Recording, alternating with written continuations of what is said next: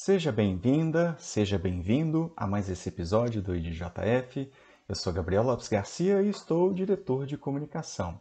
Nesse vídeo eu abordo como as diferentes interpretações de Espiritismo nos influenciam nos comportamentos diante do sofrimento das outras pessoas.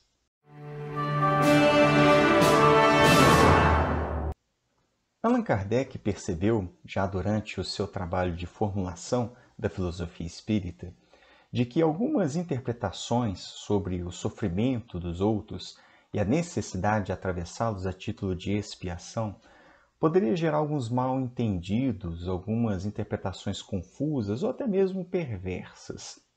Ele vai abordar isso no livro Evangelho segundo o Espiritismo, tem uma pergunta dedicada, que é onde eu estou me baseando, e ele vai trabalhar com a seguinte ideia, que na cabeça de muitas pessoas, por entenderem que o ser humano atravessa suas provas e expiações quando está encarnado na Terra, então que a gente não deveria fazer nada diante do sofrimento que a pessoa está atravessando, porque afinal de contas há motivo para esse sofrimento e é preciso que essa pessoa cumpra, seja a sua prova, seja a sua expiação.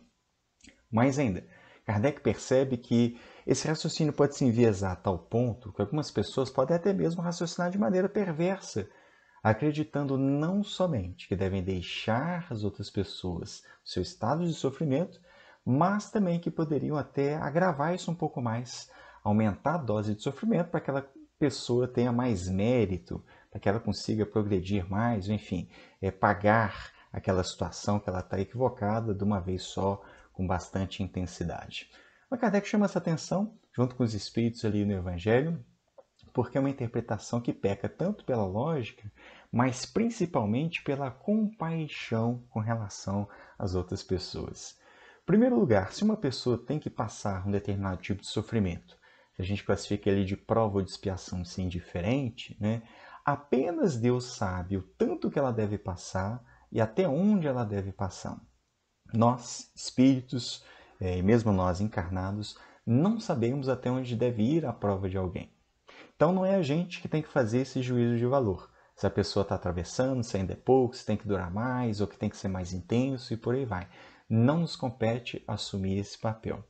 Mais ainda, o nosso raciocínio, já que utilizamos da ética cristã, que é a ética ensinada por Jesus, e a mesma ética ensinada pelos Espíritos se Deus me colocou do lado de alguém que está em sofrimento, o que é que eu posso fazer para aliviar essa pessoa? Esse deve ser o raciocínio que vai orientar a conduta de todos os espíritas que estudam e que abraçam a proposta da filosofia espírita diante da dor das outras pessoas. É muito cômodo para nós estabelecer uma postura de inflexibilidade, de altivez, observando os sofrimentos que acontecem com as outras pessoas, atribuindo isso de maneira fria somente a um mecanismo de provação e expiação e deixar a pessoa ali sofrer, indiferentes ao que lhe acontece, como se isso não tivesse nada a ver conosco. Sendo espírita, minha gente, vai no sentido oposto. Tudo aquilo que o outro sofre deve nos tocar também, deve mobilizar em nós os sentimentos de compaixão, a vontade de auxiliar, a vontade de promover de alguma forma um refresco para a pessoa no meio daquela dificuldade e, se possível, que a gente ajude até mesmo a encerrar uma situação de sofrimento. Esse é o nosso papel. E aí a gente deixa a Deus o que lhe é da sua competência, sem qualquer arrogância nesse sentido. Se depois de tudo aquilo que a gente faz ainda permanece algum tipo de sofrimento ou mesmo sofrimento, aí de fato existe algum motivo ali maior que contribui para que aquilo permaneça. Mas nós não somos verdugos, nós não somos agentes de tortura na vida dos nossos irmãos. Esse pensamento deve até nos revoltar.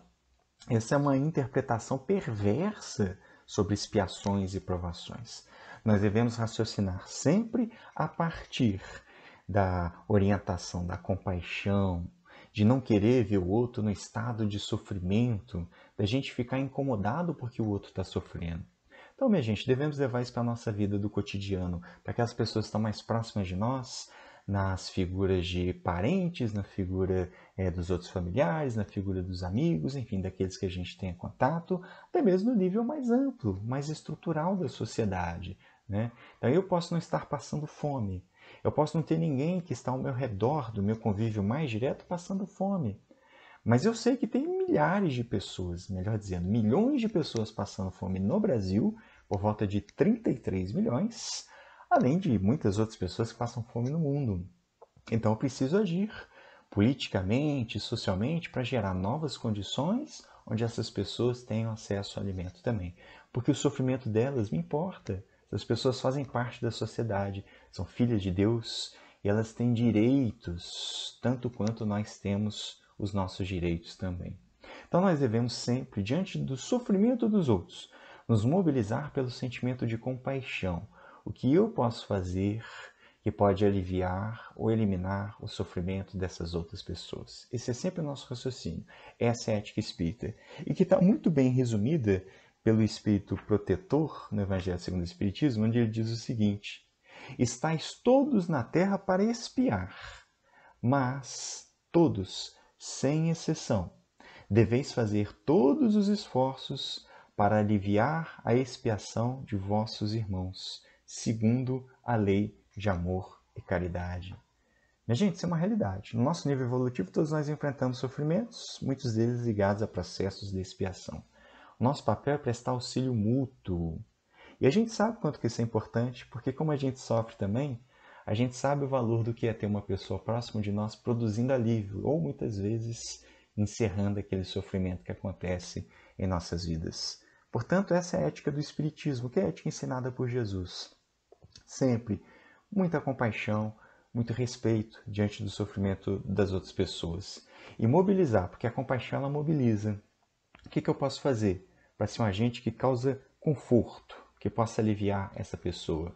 É por isso que Deus me colocou do lado dessa criatura. Compaixão deve ser um lema nosso, muito sério. Sempre diante do sofrimento dos outros, a gente ser imbuído dessa compaixão, sentir de alguma forma a dor que dói no nosso irmão, e aí mobilizar os recursos que estão ao nosso alcance para que a gente possa minorar a dor, o sofrimento dessa pessoa. É isso, minha gente, que Deus deseja da nossa parte. É o meu recorte a respeito desse tema, desejo que seja útil para você. Peço para curtir e compartilhar, nos ajudando a divulgar a filosofia espírita. E se você é novo aqui no canal, aproveita, te inscreve, ativa o sininho das notificações, vai ficar por dentro de tudo que nós produzimos. É isso, pessoal. Forte abraço, até a próxima.